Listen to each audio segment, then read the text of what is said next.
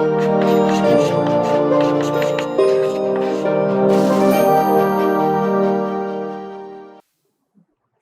Friends, ये हमारा third chapter है जिसका लास्ट टॉपिक है और इसके बाद एक रिवीजन वीडियो बनाएंगे हम लोग आगे। लेकिन अभी के लिए ये लास्ट टॉपिक है तो कई लोग परेशान हो रहे थे कि सर कितने टॉपिक्स हैं। चलिए इसकी स्टार्टिंग करते हैं। बहुत ही सिंपल है। अभी तक हम लोगों ने जो भी बात की थी वो शॉर्ट रन में कॉस्ट की बात की थी कि कोई लघु काल में किस तरह से लागतों को देखा जाता है, कौन कौन सी लागत होती है और वहां पर समझिए कि होता क्या है लघु काल। तो सबसे पहले पॉइंट यही आता है कि दीर्घकाल और लघु काल होता क्या है, लॉन्ग रन बोलते किसको है। तो देखिए, दीर्घकाल वो समय है जब सारे इनपुट्स में आप चेंजेस कर सकते हो, सभी आगतों में परिवर्तन संभव है। जब सभी आगतों में परिवर्तन हो जाएगा उसी को हम दीर्घकाल बोलेंगे। तो बहुत सारे ऐसे प्लांट्स हैं, बहुत सारी ऐसी फैक्ट्रीज हैं जहां पर सारे इनपुट चेंज करना बहुत बड़े टाइम पीरियड के बाद हो पाता है। आप मशीन नहीं चेंज कर पाते हो। लेकिन दीर्घकाल हम किसको बोल रहे हैं कि जब सब कुछ आपने बदल दिया। तो होता क्या है कि दीर्घकाल का मतलब ये हुआ कि उस तरह के चेंजेस बहुत टाइम के बाद ही हो रहे होते हैं। कई बार तो बहुत 10 साल 20 साल का भी टाइम लग जाता है क्योंकि सारे इनपुट्स आप नहीं चेंज कर पा रहे होते हो। पावर प्लांट है, पावर प्लांट में कोई ऐसा जो बॉयलर है, जो मेन टरबाइन है, वो नहीं आप चेंज कर रहे होते हो। तो ऐसा होता है कि वहां पर दीर्घकाल वास्तव में बहुत बड़ा टाइम पीरियड हो जाता है और इसलिए इकोनॉमिक पॉइंट ऑफ व्यू से भी जो शॉर्ट रन है वो बहुत इंपॉर्टेंट होता है। और यहां पर आपको दो तीन चीजें समझने की जरूरत है। अब अगर दीर्घकाल है तो ये सोचो, जो हम लोगों ने शॉर्ट रन डिफाइन किया था, जब लघुकाल डिफाइन किया था तो बोला था कि कोई एक चीज तो कम से कम फिक्स रहेगी। तो वहां पर हम लोगों ने बात की थी कि जो हमारी पूंजी है, जो कैपिटल है, वो हम लोगों ने 4 पर फिक्स कर दी थी पिछले उदाहरण में, अगर आपने वीडियोस देखे हैं। तो होता क्या है कि अगर कोई भी एक इनपुट फिक्स्ड है तो 4 अगर कैपिटल लगी हुई है तो उसकी जो लागत आ रही होगी वो भी फिक्स्ड होगी। तो इसलिए एक हमें फिक्स्ड कॉस्ट मिला करती थी। क्या मिलती थी? कुछ फिक्स्ड कॉस्ट होगी, कुछ ऐसी लागत होगी जो स्थिर है, वो तो आपकी लगेगी ही लगेगी, क्योंकि आप सिर्फ लेबर चेंज कर रहे थे, कैपिटल तो आप चेंज नहीं कर रहे थे। लेकिन दीर्घकाल में यार कोई स्थिर लागत हो सकती है क्या? सोचो, जब सब कुछ बदल सकता है तो कोई चीज स्थिर है ही नहीं।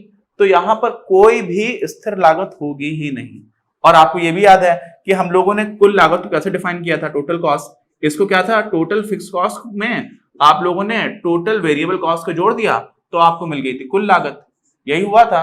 अब यहां पे यार देखो, टोटल फिक्स कॉस्ट तो 0 है ही नहीं, ये तो गायब हो गई। क्यों गायब हो गई? क्योंकि कुछ फिक्स्ड नहीं रहा। तो अब जो टोटल कॉस्ट है वो पूरी तरह से टोटल वेरिएबल कॉस्ट के बराबर हो गई, यानी कि कुल परिवर्ती लागत के बराबर हो गई कुल लागत। ठीक, ये बात समझ में आ गई? अच्छा, अब इसी को हम लोगों ने, कोई कंफ्यूजन ना रहे कि हम शॉर्ट रन की बात कर रहे हैं लॉन्ग रन की। देखो, शॉर्ट रन में तो आपको टीएफसी जोड़ना पड़ेगा।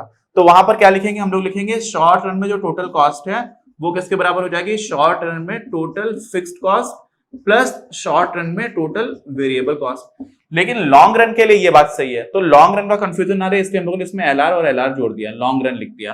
तो वही चीज यहां पर है। देखो, एलआर ये सिर्फ इसलिए लिखा हुआ है कि कोई कंफ्यूजन ना रहे आपको।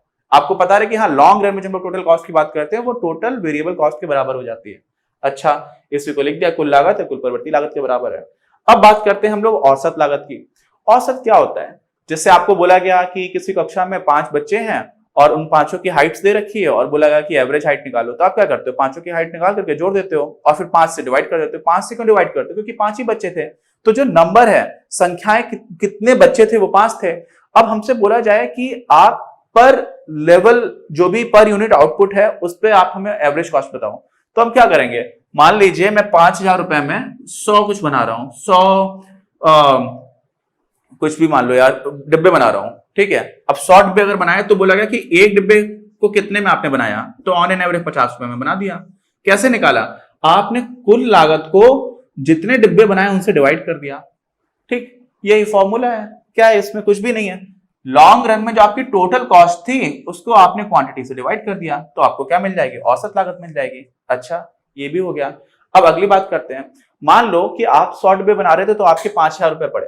कितने खर्च हो गए? 5,000। लेकिन मान लीजिए आप जब 100 की जगह 101 डिब्बे बना रहे हैं तो आपका कुल खर्चा हो जा रहा है 5100 रुपए। कितना खर्च हो गया? 5100 रुपए। ठीक, तो जो 101वां डिब्बा बनाया उसकी मार्जिनल कॉस्ट क्या है? मार्जिनल कॉस्ट का मतलब क्या होता है कि सीमांत, यानी कि 100 तो आपके बन चुके थे। 100 कितने में बने थे? 5,000 रुपए में। लेकिन 101वां जब आपने बनाया तो कुल खर्चा कितना हो गया? 5100 रुपए, 5,100 रुपए। तो पूछा जाए कि 101वां डिब्बा कितने रुपए में बना? ठीक, तो आप क्या करोगे? कुछ नहीं करोगे। आप बोलोगे कि भाई 101 डिब्बे बने 5100 में और 100 बने थे कितने में, 5000 में। तो 101 जितने में बने थे, यानी कि आप लॉन्ग रन की जो टोटल कॉस्ट है कितने की, 101 डिब्बों की, वो लिख दोगे। उसमें से लॉन्ग रन में जो टोटल कॉस्ट है कितने डिब्बों की, 100 डिब्बों की, वो घटा दोगे तो 101 वो आपको मिल जाएगा। इतना आसान है। ये कितना हो जाएगा, 100 रुपए। यानी कि एवरेज आपका 50 रुपए में बन रहा था, लेकिन 101वां जब आप बना रहे हो तो आपको 100 रुपए में बन पा रहा है। इसका मतलब क्या हुआ कि यहाँ पर डिक्रीजिंग रिटर्न्स टू स्केल हो गया। क्या हो गया, डीआरएस, क्रिकेट वाला डीआरएस नहीं, डिक्रीजिंग रिटर्न्स टू स्केल हो गया, है ना। यहाँ पर क्या हो गया, ह्रासमान जो हमारा उत्पाद है वो क्यों, क्योंकि आपने एक और चीज बनाई और वो महंगी बन रही है, एवरेज से ऊपर चली गई है। समझ रहे हो, यहाँ पर मार्जिनल कॉस्ट काफी ऊपर होगा। अच्छा, अब आ जाते हैं हम लोग इस ग्राफ पर। ये ग्राफ क्या है, अगर अब मैं पूछूं कि शॉर्ट रन में ग्राफ कैसा बनेगा तो आप लोगों ने तो पिछले वीडियोस देखे हुए हैं, लेकिन अब मैं पूछूं कि लॉन्ग रन में कैसे बनेगा तो आप लोग बिना जाने हुए भी बता पाओगे। अब क्यों बता पाओगे, क्योंकि बना दिया यार मैंने। अदरवाइज आपको सोचना पड़ता, आप नहीं बता पाते, है ना। लेकिन मतलब बता सकते थे, ऐसा नहीं कि नहीं बता पाते, लेकिन सोचना पड़ता। अभी तो बना हुआ है सामने सामने, तो आप बता ही लोगे। अब इसमें 2-3 चीजें हैं जो बहुत ही ज्यादा आसान है, वो आप देख लो, समझ लो, कुछ भी नहीं है। लॉन्ग रन में बहुत आसान हो जाती है चीजें, क्योंकि टोटल फिक्स कॉस्ट तो रही नहीं, अब सिर्फ बची है टोटल वेरिएबल कॉस्ट। और वेरिएबल कॉस्ट में दो जो एंगल्स है ना, एवरेज कॉस्ट का और मार्जिनल कॉस्ट का, ये इंपॉर्टेंट है। ये क्या है, ये इंपॉर्टेंट है। अच्छा, अब आ जाते हैं पुरानी बात पर। हम लोगों ने बात की थी इंक्रीजिंग रिटर्न्स टू स्केल की, कांस्टेंट रिटर्न्स टू स्केल की और डिक्रीजिंग रिटर्न्स टू स्केल की, कि या तो वृद्धिमान होगा उत्पाद फलन, या फिर कैसा हो जाएगा, कांस्टेंट रहेगा, स्थिर रहेगा, या फिर ह्रासमान हो जाएगा। अच्छा, होता क्या है, मतलब अगर आप 100 रुपए लगा करके कुछ बना पा रहे थे और जो फंक्शन है वो ऐसा बताता है कि आप जैसे जैसे और ज्यादा वस्तुएं बनाना चाह रहे हो वैसे वैसे अगर आपकी लागत कम हो रही है, इसका मतलब क्या हुआ कि एवरेज कॉस्ट आपकी कम होती जाएगी। क्या हुआ इसका मतलब, एवरेज कॉस्ट कम हो रही होगी। तो ऐसे केस में क्या हो जाता है, जब हम इंक्रीजिंग रिटर्न्स टू स्केल की बात करते हैं, उस स्थिति में होता क्या है, उस स्थिति में आप ऐसा समझ लो दोनों एंगल्स हैं। एक एंगल तो ये है कि आपने एक और इनपुट लगाया तो जो अब प्रोडक्शन हो रहा है वो ज्यादा हो गया। इंक्रीजिंग रिटर्न्स टू स्केल होता क्या था, सिंपली ये होता था कि भाई हम लोगों ने ऐसे डिफाइन किया हुआ था, अगर फंक्शन एल और के का क्यू है तो फंक्शन अगर आप 2l और 2k का करोगे तो ये जो भी निकल करके आएगा वो 2k से अगर ज्यादा होगा 2q से, तो हम बोल देंगे कि ये इंक्रीजिंग रिटर्न्स टू स्केल है। आपने 2 गुना सारी आगतें बढ़ा दी, सारे इनपुट्स 2 गुने बढ़ा दिए, लेकिन जो आउटपुट है वो 2 गुने से भी बड़ा हो गया। तो ये तो आपको 2 गुना अगर होता तो बराबर रह जाता, ये आपका आउटपुट है, यही तो फंक्शन की वैल्यू है। तो ये 2 गुने से बड़ा हो गया, 2q से बड़ा हो गया, तब हम बोलते हैं इंक्रीजिंग रिटर्न्स टू स्केल है। तो एक तो आप प्रोडक्ट के टर्म्स में देख सकते हो कि प्रोडक्शन ज्यादा बढ़ गया, आपने 2 गुना सब कुछ बढ़ाया। मान लीजिए आपके पास 1 बीघा जमीन थी, 1 किसान था, वही उदाहरण, तो आप 1 कुंटल गेहूं कर पा रहे थे, आपने 2 बीघा जमीन और 2 किसान कर दिए, तो अब 2 कुंटल नहीं हो रहा है, 4 कुंटल पैदा हो रहा है, 2 से ज्यादा हो जाए कितना भी, तो हम बोलते हैं कि इंक्रीजिंग रिटर्न्स टू स्केल है। इसी को दूसरी तरह से देखा जा सकता है। दूसरी तरह से क्या देखा जा सकता है कि पहले आपको एक चीज बनाने में 100 रुपए खर्च करने पड़ रहे थे, अब आप एक चीज बना रहे हो तो 100 की जगह 98 रुपए खर्च करने पड़ रहे हैं, लागत कम आ गई है। प्रति इकाई आउटपुट की लागत कम हो जाए उसको भी हम क्या बोलते हैं, इंक्रीजिंग रिटर्न्स टू स्केल। तो अब ऐसा समझो कि ये जो हमारा है long run average cost curve बना रखा है और ये long run marginal cost curve बना रखा है। कैसे बना है अभी आपको लॉजिक समझ लो। लॉन्ग रन मार्जिनल हम लोगों ने हमेशा देखा हुआ है कि जो मार्जिनल कॉस्ट कर्व है ना वो फॉलो करता है, उसको फॉलो करता है कौन, LRAC, एवरेज कॉस्ट। हर चीज का हम लोगों ने पहले भी उदाहरण देखा था, चाहे शॉर्ट रन में आप देख लो तो शॉर्ट रन में भी जो एवरेज कॉस्ट कर्व है वो short run marginal cost curve को फॉलो करता है। इसका मतलब क्या होता है कि जहां पर आपका मार्जिनल कॉस्ट कर्व है उसकी दिशा में कौन जाएगा, एवरेज कॉस्ट कर्व। देखो अगर आपका ये LRMC अभी मान लेते हैं, मान लिया आपने ये मार्जिनल कॉस्ट कर्व है, ठीक है, अभी के लिए मान लो अगर ये मार्जिनल कॉस्ट कर्व है और यहां से आपका एवरेज स्टार्ट हुआ, तो ये क्या बोलेगा, ये बोलेगा कि देखो यार मार्जिनल मुझसे नीचे चल रहा है, तो ये नीचे जाने की कोशिश करेगा, नीचे जाएगा नीचे जाएगा नीचे जाएगा। क्यों, क्योंकि अभी भी जो आपका मार्जिनल कॉस्ट कर्व है वो नीचे बना हुआ है, तो ये नीचे चलता जाएगा चलता जाएगा चलता जाएगा चलता जाएगा, इस पॉइंट पर आकर के दोनों बराबर हो जाएंगे, ठीक। लेकिन जैसे ही इस पॉइंट से ऊपर निकल जाएगा मार्जिनल कॉस्ट कर्व, तो ये भी यहां से ऊपर चलना स्टार्ट कर देगा। अब ये उतना तेजी से ऊपर नहीं जाता है, क्यों, क्योंकि इसमें पुरानी जो भी यूनिट्स होती है उनकी एवरेज कॉस्ट भी इंक्लूडेड होती है, तो एवरेज पे पूरे का फर्क पड़ता है ना। ये भी हम लोगों ने पिछले वीडियो में बात की थी। तो यहां पर क्या हो जाता है, ये जो पॉइंट मिलता है ना, ये वास्तव में देखो तो हमारा एवरेज कॉस्ट कर्व पर सबसे नीचे का पॉइंट है। इसका मतलब क्या हुआ कि यहां पर जो औसत लागत है वो सबसे कम होगी, और इसका मतलब ये हुआ कि इस प्रोडक्शन लेवल पर जब आपको क्यू स्टार क्वांटिटी बनानी है, क्यू स्टार कुछ भी हो सकता है, कई लोग क्यू स्टार वगैरह देखते हैं डर जाते हैं। क्यू स्टार का मतलब क्या हो सकता है 500 क्वांटिटी हो, कोई एक वेरिएबल कुछ भी हो सकता है 1000 हो, है ना, ये हो सकता है 887 हो, कुछ भी हो सकता है। एक ऐसा लेवल मिला जहां पर आपकी औसत लागत सबसे कम आ रही है, वो हमने क्यू स्टार बोल दिया। क्यों बोल दिया? क्योंकि आपको दिख रहा है यहां पर कि सबसे ज्यादा सबसे कम लागत है वो कहां पर आ रही है, आपका इस पॉइंट पर, और यही पॉइंट पर जो प्रोडक्शन लेवल है, आउटपुट लेवल है, निर्गत स्तर, उसको उन्होंने क्या बोला, क्यू स्टार। ये भी क्लियर हो गया।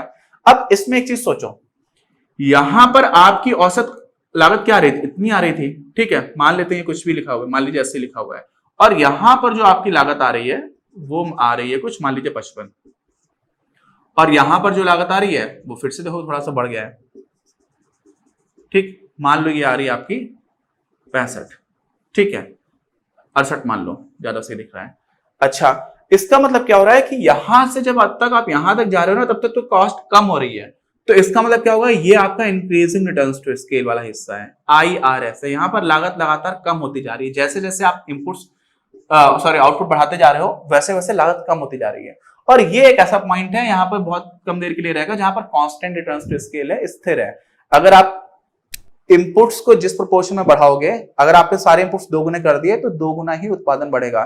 लेकिन इसके बाद क्या हो जाता है, इसके बाद कहानी जो है उल्टी हो जाती है। उल्टी का मतलब क्या हो जाता है, ये वाले हिस्से में DRS लग रहा है, ये DRS का ग्राफ नहीं है, यहां पर डिक्रीजिंग रिटर्न्स टू स्केल है। क्यों? क्योंकि जैसे जैसे आप उत्पादन बढ़ाते जा रहे हो वैसे वैसे लागत बढ़ती चली जा रही है। जो मैंने आपको उदाहरण कहां पे दिया था कि 5000 में आपने बना दिए थे 100 चीजें और आपने 5100 में बना पाया था कितना, 101। तो यहां से यहां पर आने पर दिख रहा है सीधा सीधा कि जो आपकी औसत लागत है वो बढ़ रही है, और औसत लागत बढ़ कब रही होती है, इसका मतलब जिस टाइम पे बढ़ रही होती है उस टाइम पर आपका डिक्रीजिंग रिटर्न्स टू स्केल चल रहा होता है। तो ये भी हो गया, ये 3 पॉइंट्स थे, IRS, CRS और DRS। अब इसको भी कई लोग पूरी तरह से हिंदी में यूज करते हैं, इसको हम लोग लिख देते हैं वृद्धिमान, ठीक है, इंक्रीजिंग है, ये आपका क्या हो जाएगा, स्थिर हो जाएगा, और ये आपका क्या हो जाएगा, ह्रासमान।